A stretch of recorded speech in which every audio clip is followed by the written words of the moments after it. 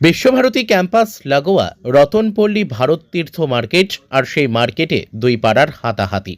ঘটনাটি ঘটেছে গত রাত্রে। মূলত একটি চায়ের দোকানে আড্ডা দিচ্ছিল দুই পাড়ার যুবকেরা, আর সেখান থেকেই বচসার সৃষ্টি হয়। তারপর থেকেই দুই পক্ষের মধ্যে ঘটনাস্থলে হাতাহাতি। পরবর্তী সময়ে রতনপল্লীতে গিয়ে বেশ কিছু যুবক আবারও মারধর করে। দুই পক্ষের বেশ কিছু যুবক আহত।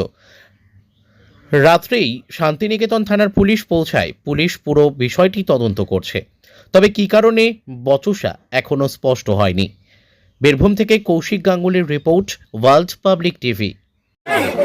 আমার ছেলেকে ওরা এলো বলে যে আমরা বুঝাইতে এসেছি, ওর বাবা এসেছে, ওর কাকা এসেছে, আমরা বললাম তাহলে মিটমাট করলে কি হয়েছে জানি না, ঝামেলা ঝঞ্ঝট কি হয়েছে।